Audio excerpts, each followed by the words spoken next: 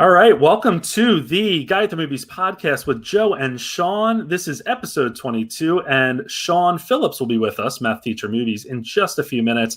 But I have another Sean here to fill his spot for a little bit. The one that only Sean Chandler. Sean, how are you?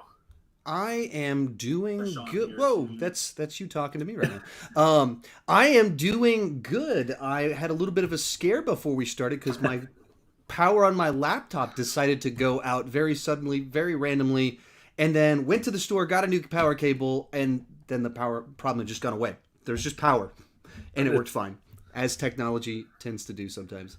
Especially these days, it's never working the same from one day to another. I was joking around with a coworker earlier, jumping on Zoom every time my audio is different. I don't know what's wrong. I don't know why, but hey, it's a different world right now. Sean, it's been quite a while since you and I have chatted, since I've had you on one of these. You were one of the initial guests, if not the initial guest, actually. So that was obviously always fun to talk with you. I believe the first time I appeared on one of your shows was on Instagram, and I got my times confused, took my kids out for a walk, was standing, literally standing in the middle of a creek, and I was like, this is a beautiful 5:23 in the afternoon.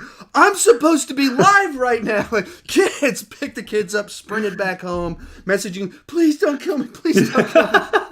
Just to chop on 30 minutes late onto the deal that I'd promoted and you'd promoted, so whoops. Just always happy to talk to you, but I am going to start taking it personally if, the fourth time there's another issue before we start. Sean, what's been going on in your world? I know you've had some incredible videos coming out. I wanted to tell you that the freaky imagery on your YouTube, on that video, I loved. That was such a nice rework of your, what you usually do. But what's going on your side of the world? Yeah, doing my best to put out content while new movies really still aren't coming out, and trying to come up with ideas, fun stuff to talk about, and The Mandalorian. It's been obviously big Star Wars fan, and so are my kids, so that's the big weekly event for all of us. We wake up early on Fridays to watch the new episode and shoot videos for it. Yeah, I'm do reviews with both on my channel, just me, and then I have my kids on a second channel talking about them. So it's been fun to do all of that, but a lot of staying at home, homeschooling my kids, and all of the interesting drama that comes with that. Hey, more power to you. I've said this to you before. I can't imagine being a parent and balancing everything at this point, but you're making it work, so we're happy to have you here. Sort of making it. Hey, there's no textbook on how to do this, right? So there is not. I wish there was. Thankfully, we have The Mandalorian to get you through on Fridays. Sean Phillips, welcome back. Hello, everyone. You're looking at the person on the other end of distance learning and such. And at this point, I am a little bit late to the live stream because I'm getting calls from my principal and or assistant principal on whether or not I'm going to be quarantined for a little while because of possible exposures. So, the lovely wear your damn mask reminder, which we're still going to give at the end of the podcast, I'll say right here, wear your damn mask, please. Yes, please do. Please do. Sean, what's been going on with you?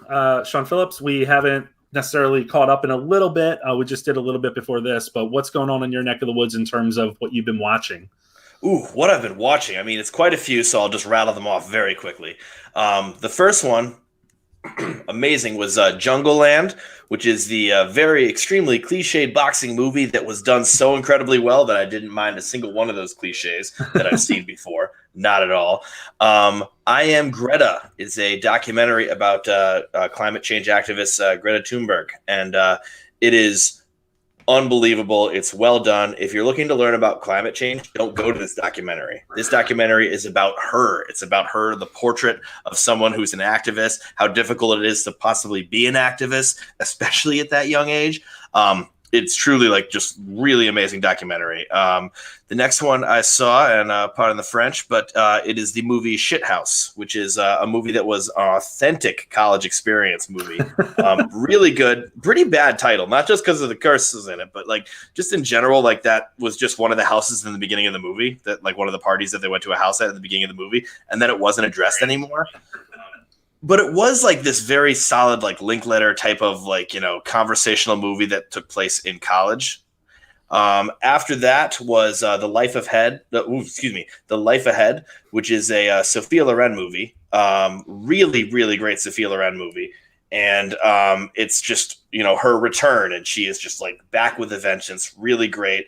A little bit off on the theme. That was one of my issues with that one. I then went all the way back to 1939 for The Women, which was a George Cukor movie, and a wonderful one at that.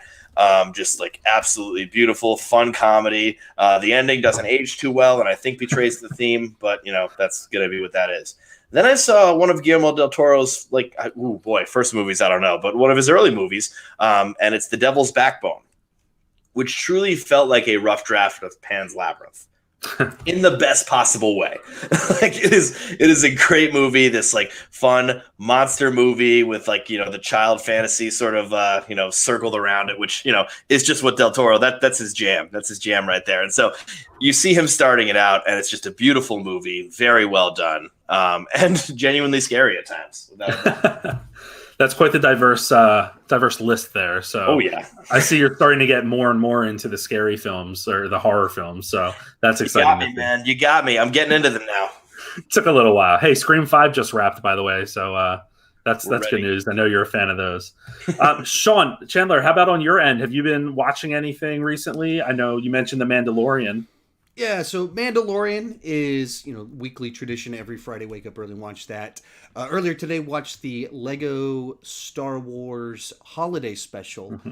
That I had fun with that one. Like, if you just sit down, watch it by yourself as a grown man, that's a little bit of an odd thing to do. But like, if you watch it with a family or something like that, it is kind of that sort of thing. It has a lot of deep references to Star Wars stuff. So I had fun with it. My kids absolutely loved it.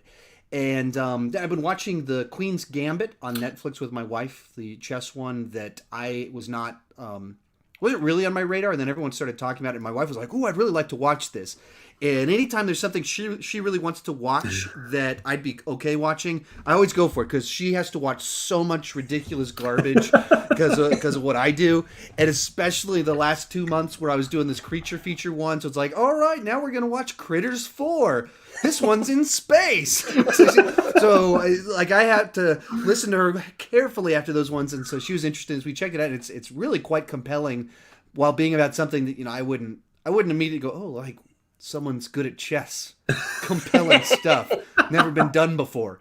But then you watch it and it finds a way to just be really interesting and have these characters that kind of aren't, they have like no redeeming qualities, but there's something very captivating about them at the same time. So it's actually pretty cool. And then I'm working on doing this DreamWorks ranking. So I'm just binging through DreamWorks movies. It's crazy. It is the worst part about it is that we're doing a TV detox for our kids this week. So then it's just like my wife and I watching DreamWorks movies without our kids. Like, that's what it's turned into. So exciting stuff. Your kids are Away was last night's movie. Hugh Jackman gets flushed down a toilet. The movie. Oh boy, the movie. Alternate title. Yeah. Hey, more power to you. Again, your kids are probably upstairs saying, like, what are they watching? Why can't I watch this? Yeah, pretty much. It's frustrating. It's like when you're stuck at home for the year 2020 and there's nothing to do, you just watch a lot of TV, and then that messes your kids up. It's getting weird, and they're like legitimately addicted to TV and technology, and they have to go through detoxes to get it out of their pores and everything like that. And it's frustrating because it's like we started watching through the Ninja Turtle movies because we went to go see the 1991 in the theater a couple weeks back, and it was so much fun. So I was like, let's just watch through all of them. And then they started getting crazy this weekend. We're like, all right, we're pulling TV away. So I want to watch the Ninja Turtle movies, but I want to watch it with them. And so now like, I'm like, I can't. When can I watch TV again? Right. Punishing yourself is what's happening right now. It's rough. So the two exceptions were Lego Star Wars holiday special this morning, and then Mandalorian on Friday. But otherwise, they're having a whole 5-day little detox. Very good, very good. I need to watch that Star Wars special. I will be one of those grown men watching it by myself, just so you know. I will report back on how that is. Yeah, I saw some people like some positives from people that watched it, especially people that are like more into animation and things like that. And then I saw some dudes that are like 22 years old being like, just watch it. It's very kiddie. Like, what? I don't know what they were going for with this. I was like, yeah, it is very kiddie. Yeah, but if you watch it from that perspective, you're probably not going to get the right vibe. Well, and then you're going to have like deep Star Wars fandom trying to pick it apart, saying that it doesn't follow continuity. Yeah, what's fun about it is that it's very much written to be kind of this wink, wink, nudge, nudge at the actual fans, and so then there's jokes about two Hans, like which one is going to shoot first, and like even some obscure stuff, like whenever they did the latest re-update of the Star Wars movies, I think when they added them to Disney Plus, they made even more changes. One of them was before Han shoots Greedo. Greedo goes McClunky. Yeah, it's like this weird thing. Like they added the word McClunky into Star Wars. Like someone was sitting there, like, man, this movie is so good. It's like 99.9% done. It's missing one McClunky right here. So they add McClunky in, and so there's like jokes about like they throw a McClunky into. There's stuff like that like my 6-year-old daughter doesn't understand at all. But I'm like, hey. Yeah, that is a questionable edition, and it just always makes me wonder what we're going to get when the next edition comes out. Right. Like, what's the next change going to be? I'll run through what I've been watching real quick. We talked about Possessor Uncut last week. Sean Phillips and Ankit had watched that, and I had not. Enjoyed it, very much enjoyed it. Very cerebral, very different than I thought. I had some feeling that it was a horror movie going into it, but it definitely was not a full-fledged horror, just more psychological. Jungleland, as you said, I very much enjoyed this. I have said before, and I'll say it again, I am very much a Jack O'Connell fan.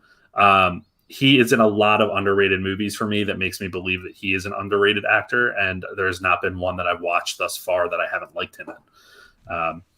Uncle Frank, which is coming out on, I believe it's on Thanksgiving, if not the day after, which will be on Amazon Prime Video, stars Paul Bettany. It is just a really, really good story, family story about an uncle who identifies as LGBT and his niece, and sort of kind of what we do, the lengths we go to hide from family, and then what happens when, all of that facade breaks down. Really well done. God's Own Country, I'm apparently on an LGBT, turn this week, but God's Own Country came out a while ago, and it was one that I had missed, but I finally watched it this past weekend, teared up a little bit, really enjoyed it. Very similar to Brokeback Mountain in a lot of ways, but also very different in the way that the film wraps up and meets a very different type of ending. Jingle Jangle, Sean Chandler, did you watch Jingle Jangle? No, I saw that it came out, and I was like, all right, should I? And I'm gonna go. I'm doing Christmas Chronicle 2 next week, so I was like, people tell me Jingle Jangle's amazing, sure, but it's a little bit too early for me to jingle jangle, as you will. All I will say is I understand where people are coming from with loving certain musicals while other people don't like them. I will defend The Greatest Showman to the end of the day. Jingle Jangle is really good in terms of representation, and I love what they did there. Jingle Jangle as a story is, to me, quite trashy. No, it really was not. I wanted to like it. I did not enjoy it at all. I was rather bored. There was a point in the film where I said, okay, well, it's coming to an end. And then I was watching it on my iPad. I tapped my iPad, and there were 38 minutes left. So that's never a good sign. The last one I watched was Spontaneous, and this was one that Sean Phillips, you had recommended to me, and then our friend Haley also recommended. Spontaneous is perhaps the biggest surprise of the year for me. It is a very interesting film about high school students who are afflicted with some sort of aversion where they end up just randomly exploding. It sounds extremely dumb, and the premise is really crazy. But the way that the director, Brian Duffield, really brings everything together, dark humor, horror, romance, all of that, it really is I think, a really well-done movie. Catherine Langford, who we know from 13 Reasons Why, Love, Simon, and some other films, is phenomenal in it. It's definitely, to me, her best film thus far. But because she just balances really all the emotions that the movie asks her to. In a really great way. I really enjoyed it. It's definitely a standout for me. Sean Phillips, what did you think of that when you saw that? Spontaneous was one where, first of all, I just said to myself, oh, a lot of people are talking to it. Let me give it a try. And I had no idea what the premise was. And so in the first 2 minutes, when they're sitting in class bored and one of the kids explodes, I was like, okay, so this is where we're standing right now in this movie. That premise alone, while yes, very like insane and pretty like, silly, kind of provides like a context about grief. It provides a certain suspense throughout because you see these beautiful moments between this romantic relationship, and you wonder, are one of them going to explode right about now? You really don't know because it is that spontaneous. And what is this? It's called Spontaneous. I highly recommend it. It's high school romance where kids randomly explode in a certain town. As it should be. Yeah. The funniest part about explaining this movie to people is it sounds like when you have one of those really strange dreams and you're like, oh, I have to tell you about this. Because as you're saying, yeah, there's a romance going on and this couple's really into one another and you're just wondering the entire time, is one of them going to explode? It sounds so ridiculous. But I do think that the crazy premise is a really good vessel for the messages that the film carries forth towards the end. So really into that, highly recommend it. And we'll talk about some of the films that are coming out this weekend that might be on our list next week. All right. So, hey, we are focusing on comic book news this week because we did have quite a bit of it. So we will jump in, and I want to get your thoughts on some of this because some of it's pretty interesting about what we are getting down the road here. First and foremost, Thor Love and Thunder, which is the fourth entry in the Thor series, so to speak, and the second film in which Taika Waititi will be directing for the MCU, has confirmed, or it has been confirmed, that Star-Lord, Chris Pratt himself, has signed on to reprise his role in the upcoming fourth film. And then just yesterday, we found out that paparazzi spied Vin Diesel landing in Sydney, Australia, where production is just about to get underway. So it's a lot of rumors that Groot is also going to be making an appearance in there as well. Sean Chandler, I'll go to you for this. What do you think of this kind of addition of the Guardians? We kind of knew it was coming based on how Avengers Endgame ended, but it's yet another MCU film that has a lot going on. Mm-hmm, mm-hmm. Yeah, so that's there's a lot to process on this particular film because there's a bunch of different angles to think about it. No surprise here. Like I heard Chris Pratt was in it. It's confirmed he's in it. And I was like, wasn't that confirmed already? Didn't we kind of already know that? And so that's kind of level one. We already knew this is where it was headed. Second thought, I thought that one of the I loved Infinity War and Endgame, and some of the things I loved about those movies was Chris Hemsworth's interactions with the Guardians of the Galaxy. Yeah, definitely. The insecurity of Star-Lord. It's like two really funny people.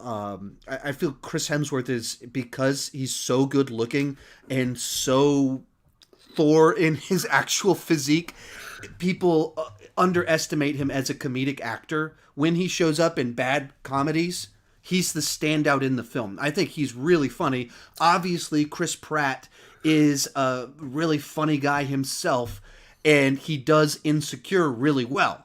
And so then all those sequences just wonderful. And my understanding is that James Gunn worked on that dialogue. Like, he came in to be like, hey, let me make sure the Guardians are right for these sequences. And so then you're expecting more of that. So all of that sounds really good to me. There is a little bit of what you said of another Marvel movie that's very, very stuffed.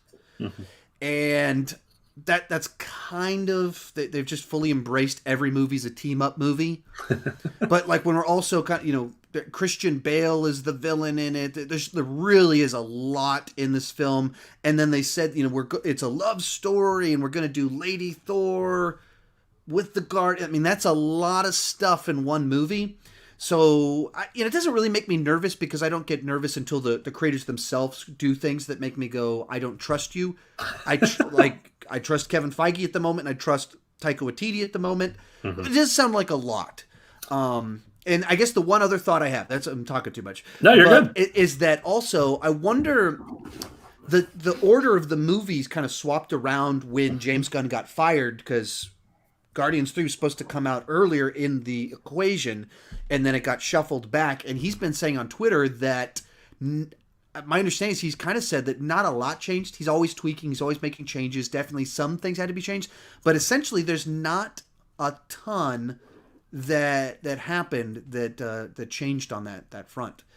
It's pretty close to the exact same framework as before. Just interesting in light of Thor being here and everything like that. So, yeah, it's very interesting because if I'm remembering correctly, and it's been a little bit since I've seen Endgame, Thor went off with Rocket Raccoon, right?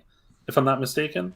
They don't have Gamora, and so Star-Lord is like Thor walks in, Star-Lord's looking at a map, looking for Gamora, and they have their who's gonna take command, right? Let's have a knife fight to determine it, and then all of them, they're as Guardians of the Galaxy, go off on their quest. Okay. So it was the whole crew. It wasn't just with Rocket, it was all of them. He is on their ship. Okay. And I'm wondering, I'm assuming that the Gamora stuff is going to be left for Guardians 3, but it would be interesting to see if they touch on that at all within this one. Sean Phillips, how about you? We talked about Taika Waititi and what he did for the third Thor film to kind of bring it back after Dark World. Is this something that you're excited about? Well, I mean, Taika, like, what he sort of is doing is sort of making the impossible possible in a lot of ways. Between, Ragnarok was a, very difficult spaceship to land, pun intended. It was like, a very difficult kind of crazy thing. And then right after that, he's like, okay, I'll make a Hitler comedy and, also, stick the landing on that. So I see him making something that, as I overheard, is overstuffed. And I agree. It is. There's quite a lot in there, but I do think that, this is what the Marvel movies are famous for, is putting a lot of stuff in there and somehow still having some sort of concentration towards a center that may not be accomplished in this one movie, but will be accomplished eventually in the next 20 movies. And so the next episode of Marvel will fulfill the plotline while setting up yet another thread that will be resolved in the next episode of Marvel. Exactly. Hey, it's a tried and true recipe right now, and why change it, honestly? Which is kind of how James Gunn operates, just transitioning to our next story here, is that he likes to keep it in the family, and he likes to have a lot of his same players involved when you're talking about Michael Rooker and some others. But we did find out that through Twitter and from James Gunn himself, that Sylvester Stallone has filmed a scene or scenes for the upcoming The Suicide Squad. And as you may remember, Stallone appeared in Guardians of the Galaxy 2. Today, news broke, well, not news, but rumors were out there about who he most likely is going to be playing in the film. Sean Phillips, any thoughts on your end? I am not a huge suicide guy, so I know that, there's just an infinite amount of superheroes in there, so he could be like, Snagglepuss Man or something. Villains, not heroes. They're the anti-heroes. And now, was that your Viola Davis, or was that? Sean Chandler, how about you? Any idea what Stallone is doing in this film? I don't have any particular guesses as to who he's playing, because there's just looking at the cast that they have in the little teaser they put out a couple months ago, behind the scenes stuff. There's a ton of people in here, and they're going deep cuts weird. Like, very weird. John Cena is Peacemaker, and they're giving him his own TV show. So they're like quadrupling down on whatever this thing is. And so as soon as you're like, yeah, Peacemaker, this is great material for a TV show for HBO Max, all bets are off as to who they're pulling from and what 1983 comic book character Stallone will be playing in this thing. Who knows? Stallone's my favorite actor, so I love it that anytime he shows up. What I think I really didn't like his usage in Guardians of the Galaxy Volume 2, but that's primarily because I wasn't crazy about the movie in general, and I went in anticipating more. Yeah. And he's a very small part. I'm going into this one anticipating the same amount of screen time, maybe less, in which case, then it's just great to see him. I'm not disappointed, not disappointed that he wasn't a bigger part. I'm going in. I know he's going to be like in one scene at the beginning and then a post-credit scene. It's going to be that. And I will thoroughly enjoy seeing him in one of these movies. But yeah, James Gunn absolutely loves working with his friends. Like the guys on Stallone's crew, it's like Michael Rosenbaum, who's his friend. Yeah. And was it Nathan Fillion voices characters here and there in these Guardians movies. And he's in this movie. Yeah, and he's again in this movie. So he loves to work with his friends. Yeah, it is quite funny how certain directors, certain filmmakers, certain even television producers, when you're thinking about like Ryan Murphy's of the world, they all kind of have their little bubbles of the people that they pull from. What I really want to happen is I want him to be playing Sylvester Stallone. I would love to see Sylvester Stallone just as a character in this somehow. I think that would be hilarious. But what I had read some about earlier, and I tend to lean that way, it kind of, I forgot about it, is we still don't know who is playing King Shark and providing the voice for King Shark. Mm-hmm. There's been a lot of rumors about that, and I think it fits when you think about how it was just, a day or two that he was recording. It may just be audio or whatnot, or voiceover, I should say. So that's something that I would be excited to see him in. I think it would be... It's as a shark? Hey, it's always neat when you get one of those animatronics or CGI characters and you hear them speak for the first time, and you're like, whoa, that's Leonardo DiCaprio. I'm sorry, you're going for Stallone for his voice? I mean, I know it's an iconic voice, but... It is distinct. Think about a shark, a giant shark, walking around fighting, eating people, and it's Sylvester Stallone's voice. He's not known for his vocal work, man. I mean... All the more reason why he's probably playing King Shark. As a shark eating people, though, it's a little bit different. I guess like, it could work. Wait a minute. As crazy as that sounds, maybe... This is James Gunn we're talking about, too, because he's like, yeah, I'll make Stallone voice a shark that eats people. And it's like, oh, yeah, no, sounds good. It's Gunn. It's James Gunn. Come on. As a side note, I just want to be in the room when James Gunn pitches his films because, we're going to have a shark. We're going to have a weasel. We're going to have Polka Dot Man. We're going to have, Peacemaker. He's kind of the jerky, like, what was he comparing himself to, or which character? I don't even remember. But John Cena said that he just gets to play a jerk the entire time. So it's going to be a fascinating film, and how they balance all those characters is going to be very fun to watch. All right, let's move on. Today is the 3-year anniversary of Joss Whedon's Justice League coming out. We did get a new trailer for the Snyder Cut today that had approximately 3 new scenes in it. And it was in black and white. And then after a couple hours, they released the color version. But what we found out earlier this week, and maybe it was a little bit last week, but Zack Snyder, appearing on Beyond the Trailer, revealed that Justice League reshoots, which everyone was kind of up in arms about, trying to figure out what was going on with that. He said that they really only amount to about 4 or 5 minutes of the film.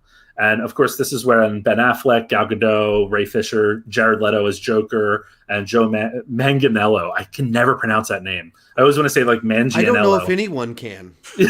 Fair point. They were all reportedly involved. The rumor is that we are going to see more of the futuristic nightmare sequence play out, and that this is sort of why these people are back. But one of the additional things we did find out today was Zach claims that there's approximately 2.5 hours of new footage that we've never seen after, in addition to what we've seen in the Whedon cut back in 2017. Sean Chandler, I'm not sure that you and I have talked about the Snyder cut, but what are your thoughts on this? I mean, I love anytime something like this happens. Yeah. There's very few occasions where you really get to see 2 different versions, literally 2 different filmmakers, or in one case of one of them, studio heads micromanaging vision for a project versus the creator's vision, and that actual budget is put into compiling 2 different versions. Anytime that happens, I love that sort of thing. Mm-hmm. Most of my biggest issues with Justice League is that it just feels like competing visions inside of itself. Joss Whedon is not compatible with Zack Snyder. Oh, not at all. It doesn't make any sense to do that. If we weren't in DCEU Zack Snyder verse, and they said that Joss Whedon was going to do a Justice League movie, there's a lot of great things that could come from that.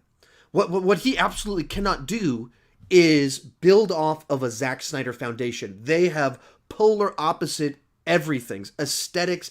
Even in some interviews, like they were talking about how they, Snyder shot on film and then Whedon shot on digital. Yep. I mean, like, you know how crazy that is. They made a movie that they had two different directors, and one was like, let's just do digital for my stuff. Like, it's crazy.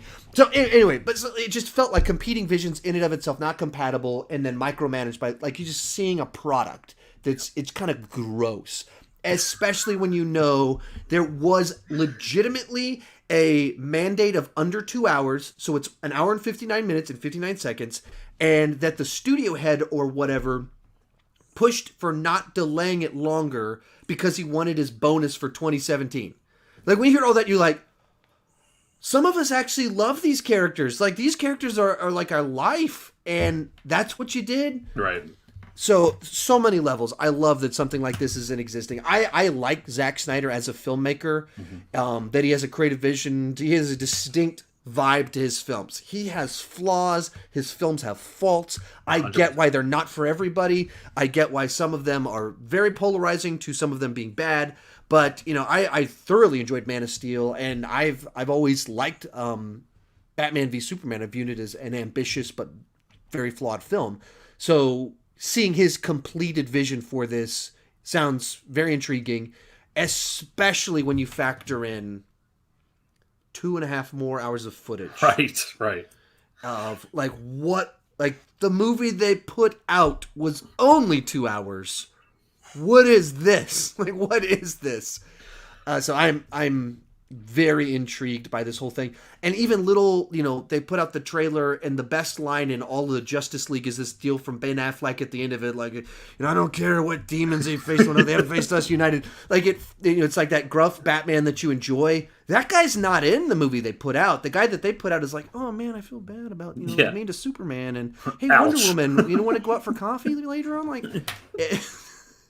so anyway, do Owen Wilson as Batman? Hey, sorry about that. That's what I heard, at least. That's what I heard when I watched the movie. Well, maybe I was watching a weird cut of the movie. Yeah, that's a different cut.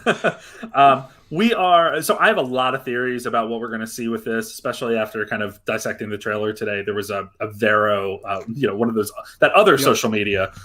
There was a Vero presentation with Zack Snyder walking through the trailer, and I kind of picked up some things that I think the story is going in a certain direction, and I'm excited for it. But Sean Phillips, I have lectured you about the Snyder Cut on many a pod.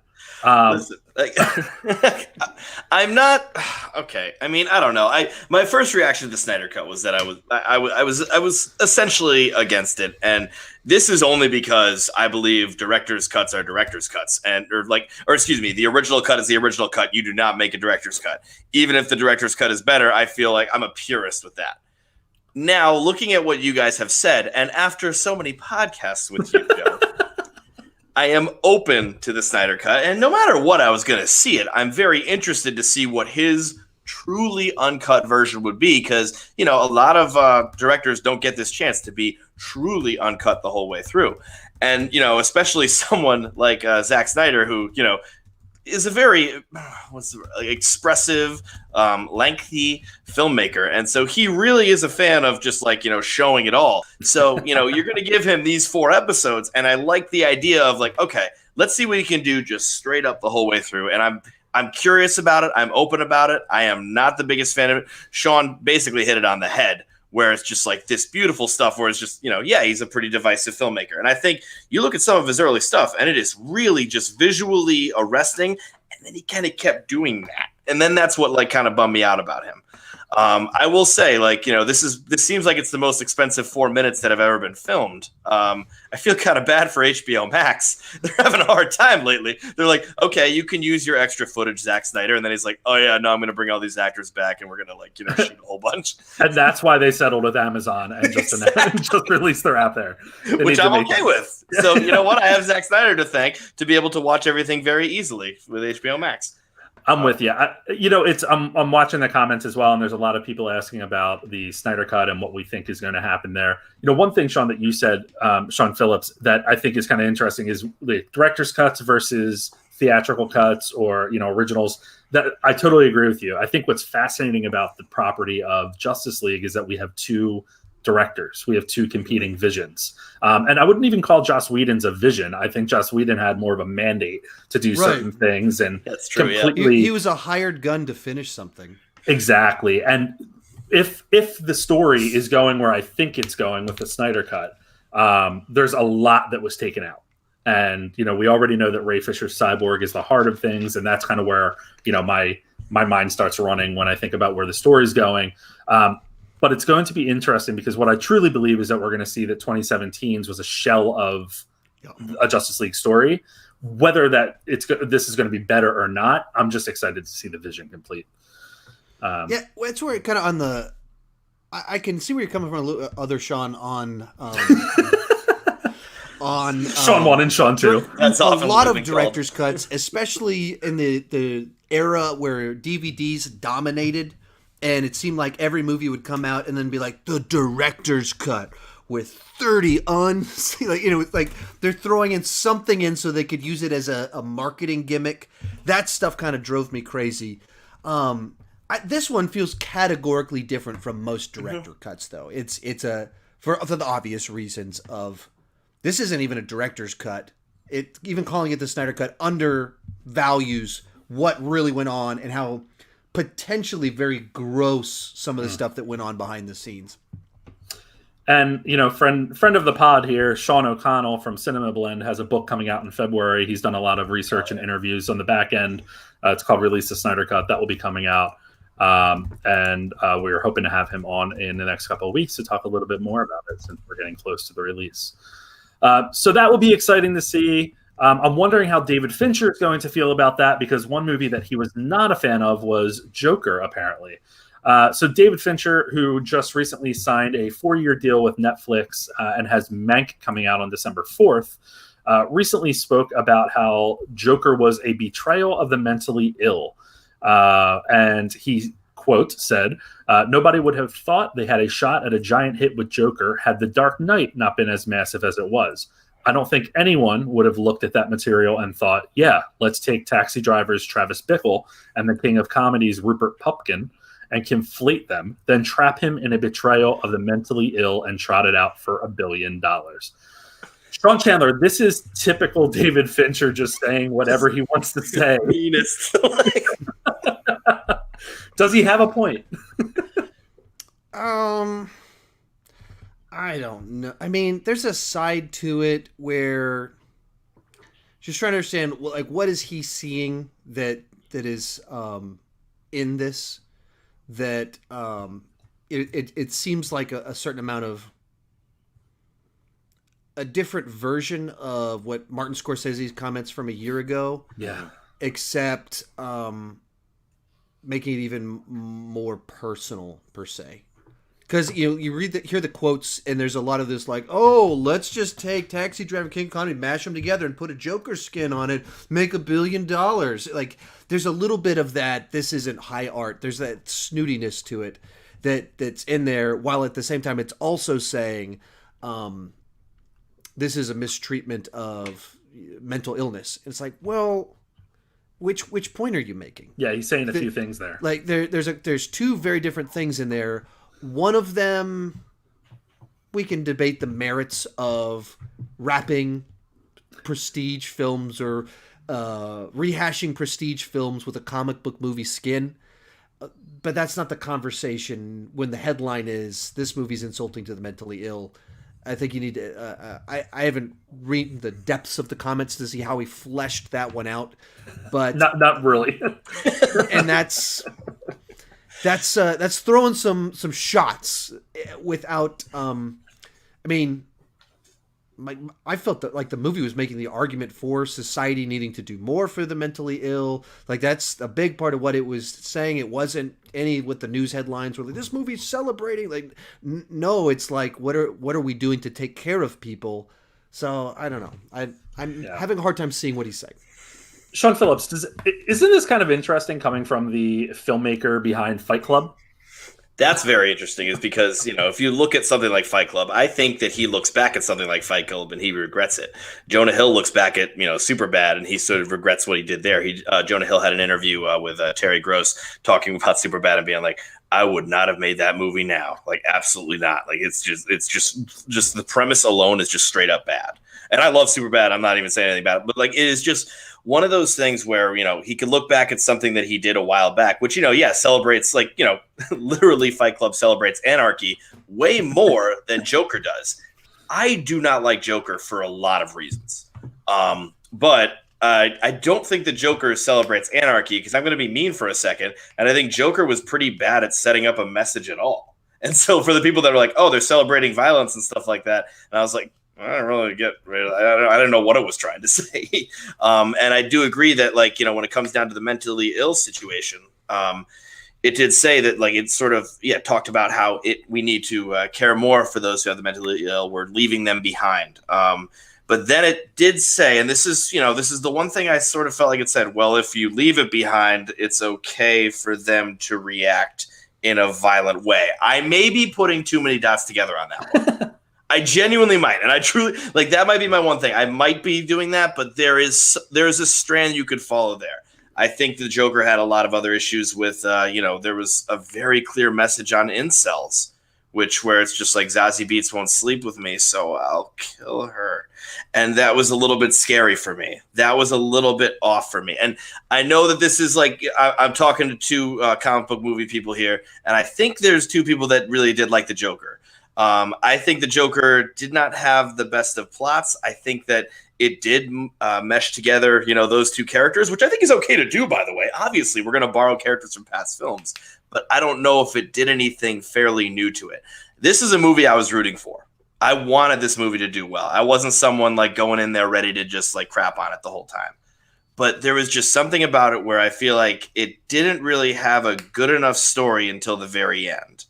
And then in the very end, I feel like that's when it heated up, and that's when I did enjoy a few parts of it. But I don't know if there was a message that was fully realized. So, to Fincher's comment on this, I think he's wrong. I don't think it bashes mentally ill. I think there's the quote that says the worst part about having a mental illness is that you have to, I'm going to butcher the quote, is that the rest of the world wants you to assume that you're fine. And that is a quote that like reached a lot of the online community that is suffering from something. And I think there's a lot there that helps the mentally ill. I think that Fincher maybe saw the movie when it came out and forgot a lot about it. I think that might be some of it as well.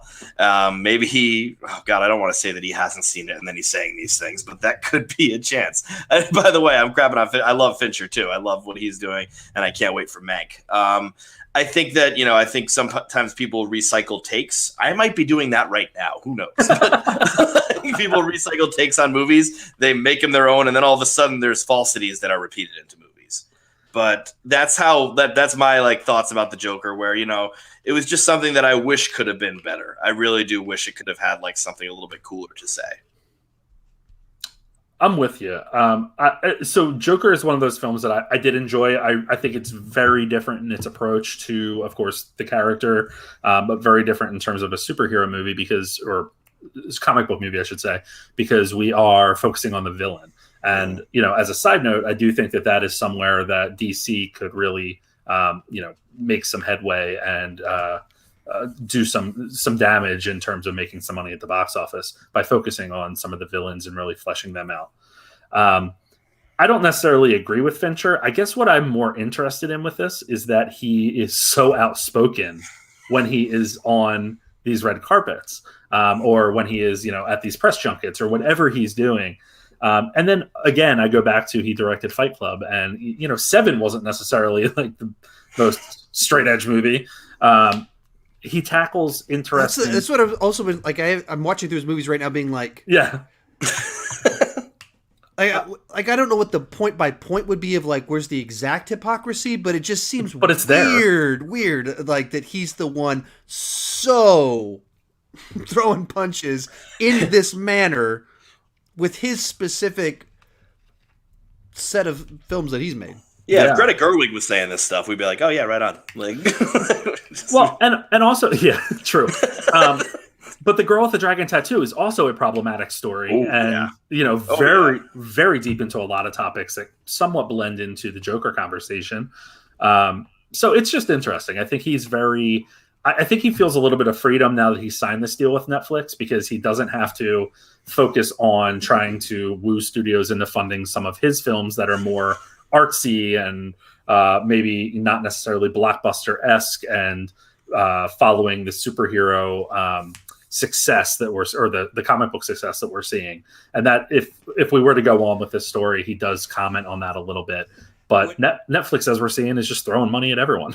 Oh, yeah. And you think the two people that have made these comments, Scorsese, doing The Irishman for Netflix, and Fincher, who is doing Mank for Netflix, and they're two guys that make prestige films that have very auteur takes, distinct style, and they seem like two guys very frustrated that the box office is dominated by grown men in cosplay in space. And then they see a movie about a guy dressed up as a clown that's a kid's comic turned into Taxi Driver with the Joker. And I think that there's a lot of just like, what are you guys, how is this cinema? Like, you guys are now saying that this is the same as Taxi Driver, for like same prestige, same award it's being nominated for. I think it's tough to not read a lot of that into the context of these comments, because they're weird. They're kind of weird the way they're saying them. Yeah. But do Fincher and the Scorsese sound like the kind of guys that would take notes from the studio to comment publicly? I mean, maybe they would. Like, I don't know, but like money talks. But they don't seem like, Fincher's like, okay, I'll say this. And then he'll they'll say that. That's me 100% just playing devil's advocate. But like, it could be, you're right. The pattern there is pretty solid. It's pretty stark. Like, it's, every single time there's a Netflix movie coming out, an awards heavy Netflix movie. Like, you're thinking that. And I'm not suggesting that they took notes. That's not what I'm suggesting. But just whatever's drawing them to, like, Netflix is the one that's funding them to do these passion projects, not the main studios for theaters. And I think that's what to them is like a personal insult, is that Todd Phillips can make $1 billion doing Taxi Driver with Joker wrapped around it. And Netflix is who's funding The Irishman, and get a best actor Oscar out of it. I think that's what, like, it's a personal offense to them that sort of thing is going on. Obviously, that makes sense. Pure speculation, though. But that does make a lot of sense, honestly. and it's those are the two contexts where these comments are coming from. Highly respected. These are some of the best. Looking at very popular cinema and throwing as brutal of punches, whether being these are amusement parks, this isn't cinema, or this is offensive to the mentally ill, and all you did that. Those are strong punches, and I think it's personal for them. I think it's very personal for them. It's also interesting just thinking that Scorsese also signed his own first look deal, but with Apple. So he's exactly. Killers of the Flower Moon is going to be through Apple TV, but then he has a multi-year first look deal. So they're going where they're getting the funding for the projects they want to make. And, in Scorsese's case in particular, he deserves it. I mean, he has that, that history. Fincher too, I think, has made some really great films. I don't know if he's quite up there with Scorsese, but for some reason they are getting the attention from the streamers right now. So it's going to be interesting to see what Fincher continues to say as we are heading into a very odd award season based on the films that we have seen come out. And I think he's really banking on Mank to make a splash. And hopefully for him it does. But I hope that I don't think we've heard the last of this.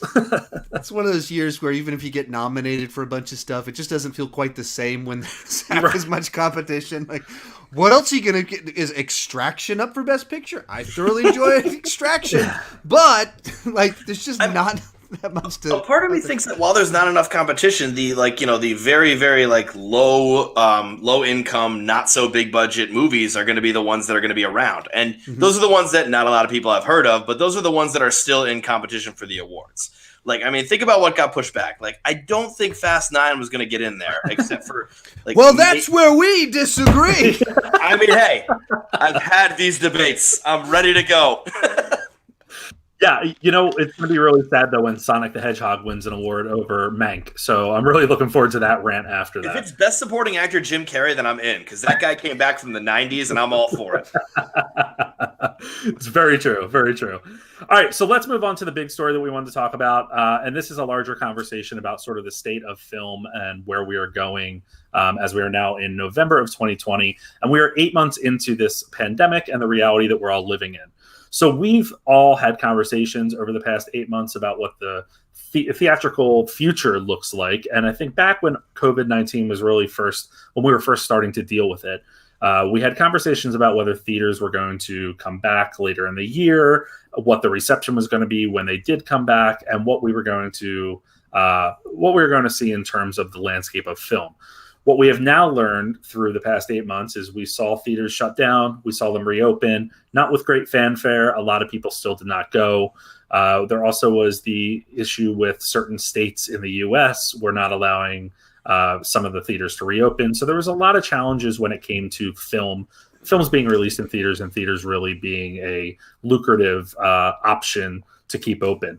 What we also learned was after Christopher Nolan, twisted Warner Brothers' arms enough and was able to release Tenet, the reception for that, while the movie had mixed reception, but I think most people liked it, it did not make the money they expected it to make. And what we saw after that was a lot of films being pushed back. Now we're in this new, I think, situation where we know this is going on for at least a few more months. Theaters are now reclosing based on some of the rising numbers we're seeing and the realities across the world, really. And I think this is being reflected in this story that we're about to talk about. So Wonder Woman 1984, starring Gal Gadot and directed once again by Patty Jenkins, has been pushed back a few times and is now supposed to come out on Christmas Day on December 25th.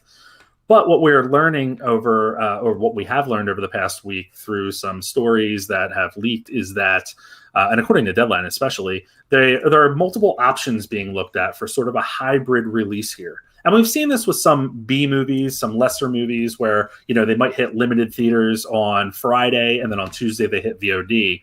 But what we're learning with Wonder Woman, and which arguably would be the biggest shift for a film thus far, is that there are multiple options such as the following being considered. One is going forward with the release on the 25th.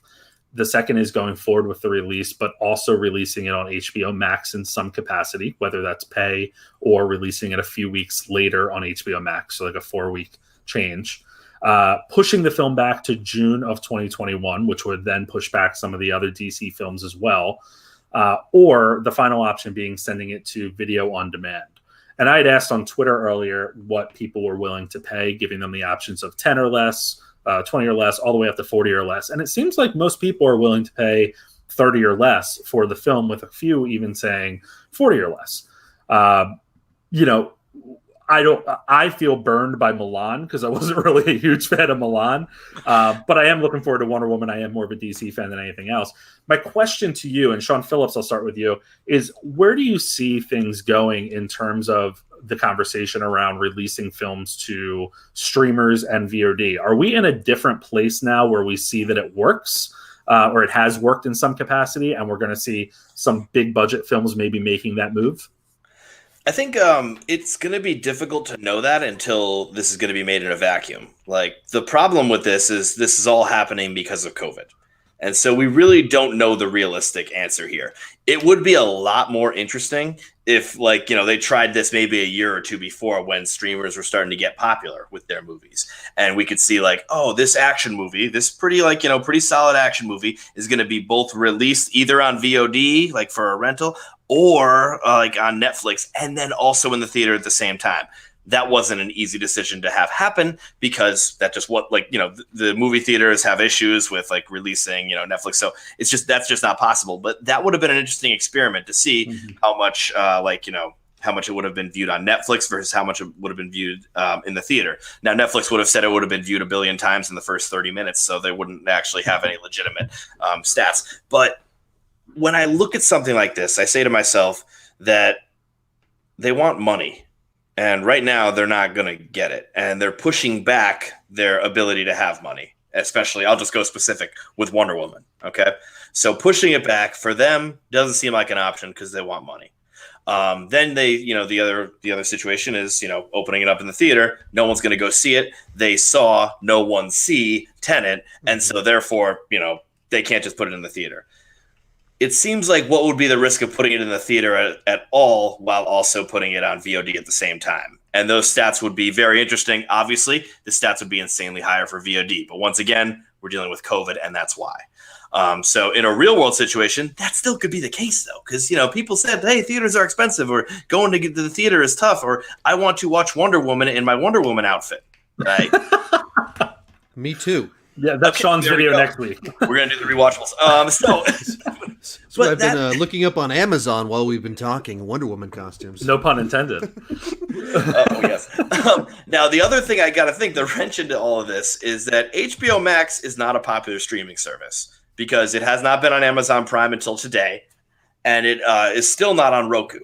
And so the real issue here is that nobody really watches any of the original content on HBO Max. No one even knows about the original content on HBO Max. Nobody, when they see the purple thing, they're like, what?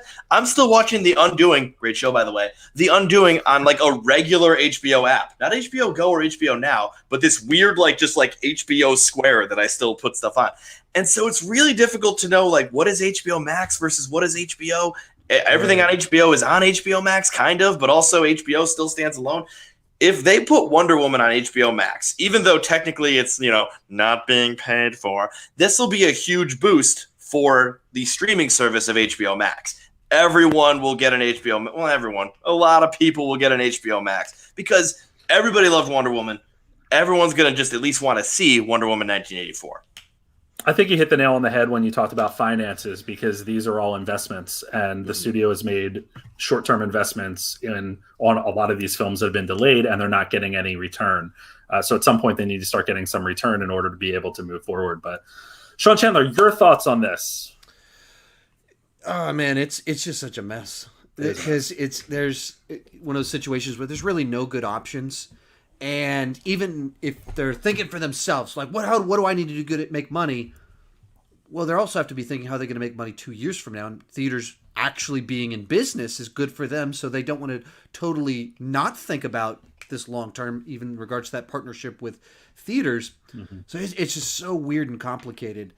Man, I think that these studios really need to just accept they're not going to make as much money on these movies as they thought they were. You just think how many movies are just being squished back that we're at 8 months worth of blockbusters where 2 of them have come out. Yeah. And at least 2 more months, probably 3 more months, we're going to hit a year's worth of blockbusters and 4 of them have been released. And all of that is just squished back, and they've still been trying to be in production on the next set of blockbusters. In which case, there's not enough release dates. There's the even waiting for the theater. If every week 2 blockbusters come out because you have all the 2020 movies plus the 2021 movie, and that's going to be a very long process of theaters being over squished while people are still scared to go to theaters. Even when there's a vaccine, even when things start to be better, it's not like we're going to go back to May 2019 where we were just cramming into the theater to see Endgame 7 times in a week. It's not going to be like that because we're still afraid of each other. There's going to be sociological changes in the way we're just naturally going to change our behavior because of all of this. I think they just have to look at these other options. Patty Jenkins has said, we want to put it in the theater. This is she's overtly, repeatedly said she wants to put it in the theater. I don't know if that's possible. I totally agree with the wise other Sean on here that HBO Max, outside of the HBO content exclusives, does not have good originals. I mean, it's like An American Pickle. We've got this Anna Kendrick love life show. Look, we've got this thing called Unpregnant. What? These are not things that are drawing people in. These are not big must-watch things starting conversations. Nobody is talking about the HBO Max as a content generator. It's HBO, but the Max side, even they're the dumbest thing they did is not really even locking in their DC catalog, as well as some of the other stuff. But like, they promoted the service as having these DC movies, and then they removed them a month after they launched. I did a video 2 weeks after HBO Max launched, like, hey, what to check out on HBO Max. The day after I posted the video, they pulled some of the stuff. Literally, like, people are like, hey, I went to go check out True Lies. Like, where is it? I was like, wait, they pulled True Lies? Why would they? I made this whole pitch on True Lies, and it's the only place to watch it in HD, and they pulled that? What? And so I think they need something that's Snyder Cut, Wonder Woman. You create a scenario where they have several months in a row where they actually have this stuff, and they're trying to build it for the future because they're working on this Gotham show, Peacemaker. Clearly they have those thoughts down the line, but they didn't think about that before they launched the service. So like, this is an opportunity right now for Warner Brothers to be like, that this is our place to where we can actually get people to sign up for this thing and have good top level exclusive. Oh, I'm sorry, we forgot about The Witches. They did have The Witches last month. What a great film. I was gonna say, I thought you were gonna talk about Raised by Wolves, the Ridley Scott series, where wait for it, they mix science with religion. Nice. Well, finally Ridley Scott's doing that. It's interesting because I do think that they are going all in on DC content. So when we think about Gotham, we think about the Snyder Cut coming out, Peacemaker. I also am someone that believes they are pumping money into the Snyder Cut for a reason, and that we might see some legs on the other side of it. That's not a popular opinion, but I do think that we could see some things that play on that streaming service. But I wonder what else. And they need to start pumping, I think, some of their films that Warner Brothers proper isn't going to have the time to release. I think they are pumping. What's her name? Melissa McCarthy. Isn't her film going there? Super Intelligence, I think it's called. Or is that somewhere else? Maybe it's somewhere else. But anyway, look this up on the internet. Well, hey, and that just tells you right there. I can't even recall what the film's called, so it's probably not going to be a big draw. Super Intelligence is a thing. Yes, you're correct. It debuts in Germany on November 26th. That's what the internet told me. I'll be there. Just in HBO Were you wondering, Max. Germans? I mean, honestly, like, it's just, wait, is this character going to not be super intelligent? Whoa! What a crazy twist! It's not a superhero movie or anything, but that too. So it's just going to be interesting to see, because I do think the one thing HBO Max has going for it is that back catalog, having TCM, having a lot of the DC films, having all that stuff. But you're right, Sean, where they really screwed up was not locking down their films and being able to keep them on there long term. I think Friends was their biggest grab. I remember when Netflix spent $3 trillion to keep it for another year, and then it was leaving and everyone was losing their minds. And now Friends is on HBO Max, but what else? Right. Well, it's what I think is frustrating. The archive of stuff is actually quite great. Yep. Because HBO always has a good archive, so it's got a solid archive. But it's those exclusive, the new stuff, it's not good. But I do have good news. Super Intelligence is coming to HBO Max on November 26, 2020. And it's funny if you read the Wikipedia article, because they have text in there that they haven't edited in a year and a half. So it's like, the movie was supposed to come out on December 25th, 2019, but then they moved it up. So now it's launching on December 20th, 2019. It's like, And so I'm trying to wonder, who's the person that edited the Wikipedia article to add the sentence about HBO Max releasing it November 26th, and then didn't delete the next sentence that says it released last year? It just shows how people aren't really caring about this. I was just about to say, it shows the passion behind Super Intelligence. Oh, man. And the quality of Wikipedia editors. Right. Oh, man. Though I trust them. To my knowledge, I made my first appearance on Wikipedia a couple of weeks back. So I saw this. Pretty pumped about that. I feel like I'm validated as a person. I have worth in this world because someone included me in a Wikipedia article. Yeah, but I'm on there as the other Sean, so I'm going to edit a page today and tonight and put that all on there. it's definitely going to be interesting to see what happens. The other thing that we didn't really get into here is, of course, with theatrical release windows and the length of time before films traditionally can make their way into the home. We are seeing reductions in that taking place across the board. Universal and Cinemark, I believe, are the most recent ones to make that agreement to reduce that time. So meaning we'll see them on VOD or we'll see them in the home in some capacity sooner rather than later. So I think that's another big piece of this too that is going to play out in the next couple of months. I've said it before, and Sean Phillips, I know I said it to you. Every industry, every type of business reaches a point where they have to reinvent themselves and they have to figure out how to make themselves viable moving forward. And we've said that about the theater industry for the longest time, but people have just relied on the fact that it's a great outing. People like seeing movies on the big screen and like those event features. But I think that this is what's going to push theaters to have to rework themselves and figure out how to be viable in the future. Yep. Like, imagine if there highlights the problem. Yeah. What's that? Just highlights the problem. Oh, which one of us did you want us to go with? Well, Sean. Let's go with Sean. Sean Chandler. I think it highlights the problem with what the studios have been trying to do to get people to buy tickets, which is just go bigger. We'll do it in 3D. And so they're just ballooning. Everything's just ballooning and inflating, and these $300 million blockbusters. All their eggs are in just a few baskets. And mid-budget action movies, dramas, all this stuff that you think back to even 15 years ago, especially go back to the 90s, 80s, a lot of the stuff that I remember coming out constantly is just gone. Mm-hmm. And that's where you start to get to the truth of the criticisms of the Scorseses of the world, to where projects like that just aren't being greenlit because the studios are just going for these big tentpole films, and then 2020 happens. And their whole thing was, you got to see it on the biggest screen because the explosions are so good. You can see Thanos' pores stretch. That's how good the CGI is. And and then 2020 hits, and the theaters are closed, and they had these movies that have to make $1 billion. Yep. And they're like, okay, we got Wonder Woman. We were counting on, this thing has to make $600 million to be profitable. And we were thinking this could be $1 billion film. Where do we put it now? What do we do with it?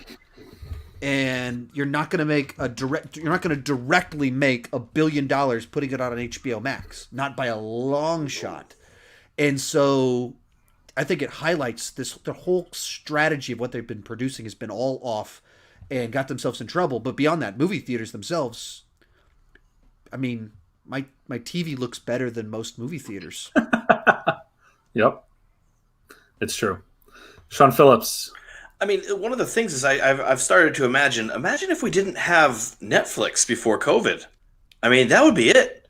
We wouldn't have the Oscars this year. We wouldn't have, we'd have would we have this VOD situation? But Netflix were able to snatch up a lot of these movies and give them a sizable amount. You were talking about the lower budget, 90s films and stuff like that. Those are now Netflix movies. Those are now going to be VOD movies, and and they're going to still be seen by a lot of people, and people will watch anything on Netflix jingle jangle. So if you think about it, there's just those giant films anymore. People aren't going to go to the theaters to see them anymore. So now they have this decision: do they put them on VOD? And there's a hubris there because putting it on HBO Max, they're not going to make $1 billion. Putting it on a VOD, still probably not going to make $1 billion, but they would still make a decent amount of money when Wonder Woman goes on a VOD. If they make it $20, probably more, probably around 30. There's going to be a lot of people that are just me, just you that are watching this. And so each of those, there's $90 right there. Let's see if we can add it all the way up to $1 billion. We can't right now, but I just think there's going to be a lot of people that are just I would have seen that in the theater for $10. Now I'm spending $20 to $30. Maybe. I don't know how it's going to differentiate. Then there's other things where it's a family of 17 on a couch that play it for $30, and then they're losing money on that one. So I don't exactly know where it can go from here, but that's where I'm sort of seeing it. What blows my mind is that we're 8 months in and no one has come up with that creative solution. Yep. It doesn't feel like anybody's come up with the win-win of you buy the buy the digital one and we give you a free movie ticket for when we can put it in the theater, or you buy it and you immediately get the DVD, Blu-ray, whatever. Like, it doesn't feel like anyone has that creative solution. All of it just feels like, do we charge $20 or $30? It's arrogance. It really is arrogance. They're like, Patty Jenkins right now saying like, I want to bring movie theaters back. There's a deadly disease. Shut up. Like, Patty Jenkins, you're a wonderful director. I hope you make 1 million more movies. But right now it's like, I'm going to bring theaters back. And that's what they want to do. Their whole thing is like, they don't need to make a new, interesting idea. It's like, it's the theaters, the movies. We're not in the 40s anymore. Think of something new. That was arrogance. Nolan wanted to be the one to bring theaters back with That Tenet too. But the problem is, in my eyes, what we're seeing is a lot of the studios are really erring on the side of optimism that, they're going to be able to get these films out sooner rather than later, which is why you've seen certain films pushed back multiple times. They keep moving the date and moving the goalposts because we don't know what's going to happen. But that is why I don't think we have a solid contender for the most successful approach to releasing films or surviving this pandemic for the studios, as Sean Chandler was mentioning, because I think they just didn't want to put their stock in something that they saw as a short-term solution to a short-term problem. But we're seeing that it's a much longer-term problem than originally thought. Yeah, that's where some of this, it's pretty wild, because having this adventure of what's going to be delayed this week. Yeah. And when it first everything happened and they heard Fast 9's delaying a year, this is delaying a year, you're like, whoa, these guys are way overreacting, or they just think that's a great weekend. And then you go, oh no, oh wow, this is probably still sweating. Yeah, are we going to hit that date? And it's not a crazy thought, because you think whenever the first batch of delays happened and the first wave of everything, and things started to open back up, and we're like, okay, Tenet's coming out in July, maybe we'll make it. And then the summer spike started to happen mid-June or whenever that was, and then they started pushing everything. Mm-hmm. You went, oh man, this is going to be a very, very long process. And right now, we're in that exact same spot as we were in July, as we were in March, April, and you go, there's no real end to this. Studios need to accept that. You have to come up with something creative outside the box. And it's not going to be a good option. It's not going to be a perfect option. It's just a way to have revenue now to accept the current reality that we are in, which is theaters are not going to be doing what they were doing for a very long time. The solution clearly is this. Warner Brothers needs to acquire Quibi and release Wonder Woman 1984 in 22 10-minute cuts. I'm saying do the Snyder cut in all of Quibi, all of Quibi's data. This might be the best idea I have ever heard in my entire life. I would love to watch. Could you imagine? Did you guys actually experiment with Quibi at all? I did when I had the free 90-day trial. Yeah, whatever it was. Mine was only 30 days. It may have been 30. I don't know. But yeah, when he did 90, I was late because I waited until it was The Fugitive. That was the only thing that interested me because I love The Fugitive. And then as Kiefer Sutherland, I love 24, and he's basically doing his own 24 with this deal, and has a bunch of 24 people. And so I waited for The Fugitive to come out, and so I signed up for when that happened. And it says episodes, but as you're watching, you immediately realize, wait, these are just commercial breaks. Like this is the model that everybody's been doing forever. Yep. This is like the TV model. You just tried to rebrand it as like, these are episodes. Like, no, it's you people are crazy. How did you think this was a good idea? And you get to the end of it and you realize you're like, oh, this was just The Fugitive TV movie with commercial breaks. I will tell you one property that it worked with, because I'm a trash person. Reno 911. I absolutely love Reno 911, and it worked for that because it was 7.5 minutes and it was just quick, nonstop. But I just feel bad because Quibi renewed a few of their series and then was like, "Oh, we're shutting down." So. When you asked me if I experimented with Quibi, I said, you made me sound like a stockbroker in some futuristic sci-fi movie. Like, hey man, you ever experiment with Quibi? Yeah, there'll be something else to replace it. Some new gimmick will come out down the road. So, guys, let's wrap up the news story and talk a little bit about the new releases this week. The Princess switched again, starring Vanessa Hudgens, comes out Thursday on Netflix. Never saw the first one. Jiu-Jitsu, starring Rick Yoon and Nicolas Cage, which I will be seeing. And Tony Jaa. That's right. And Frank Grillo, I believe. Yep, Frank Grillo, yep. Friday in limited theaters, and then I believe it's on VOD on Friday as well. Run, starring Sarah Paulson, which was one of those films that was pushed back a little bit before it was acquired by Hulu, is coming out Friday and actually getting very favorable reviews. I love Sarah Paulson, so I'll be checking that out. And then Sound of Metal, starring Riz Ahmed and Olivia Cook, a film that I had talked about a few weeks ago, saw it at the Philadelphia Film Festival. Friday, it will be in limited theaters, and then it makes its debut on Amazon Prime Video on December 4th. That's one to watch out for. It's a good film. So... one other date change that we, well, not really a date change because I don't think we ever had a release, but Songbird, which is that terrifyingly real feeling movie, realistic movie that is focused on the COVID-19 pandemic 4 years down the road when it has mutated into COVID-23, starring KJ Apa. And it was the first film that was started and completed after the start of the pandemic.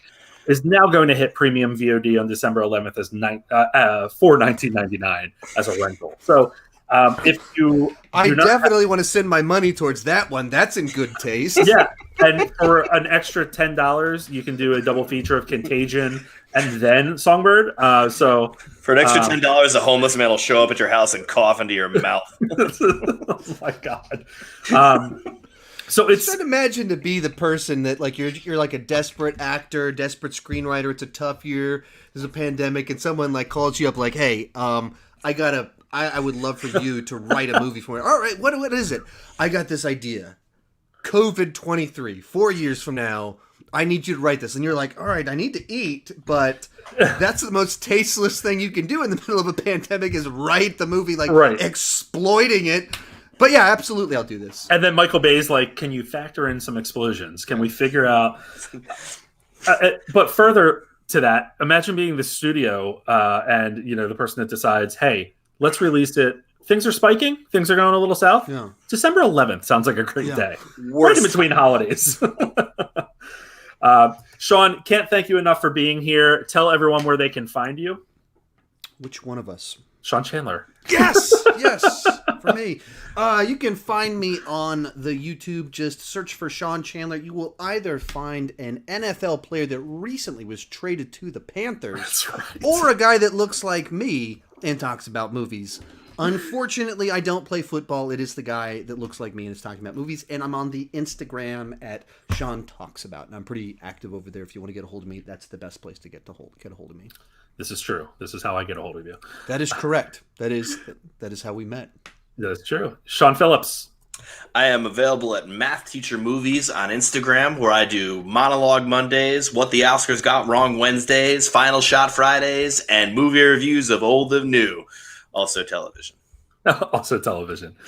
And guys, you can find me at guyatthemovies.com or Guy at the Movies on Instagram, and you can listen to this podcast anywhere that you get your podcasts. As well as on Friday, there will be a new podcast debuting that I've talked about a little bit in the past, but it is called Never Coming Soon. Each week we'll focus on a different film project that was in production and never quite made it to the big screen, and I will tell the story behind what happened. So we'll start with this Friday. I will not tell you what it's going to be, but it will definitely be worthwhile. And just search for Never Coming Soon wherever you get your podcasts. And Sean Phillips, what is our PSA? Wear your damn mask. I don't want to go through another shutdown, which it looks like we're going to have to friggin' do. So wear your mask. Wear it everywhere. Wear it to bed. Wear your mask. I'm sick of this crap. Well said. Well said. Sean Chandler, thank you for being here. Always welcome back. Always a pleasure. And we'll talk to you soon. Bye-bye.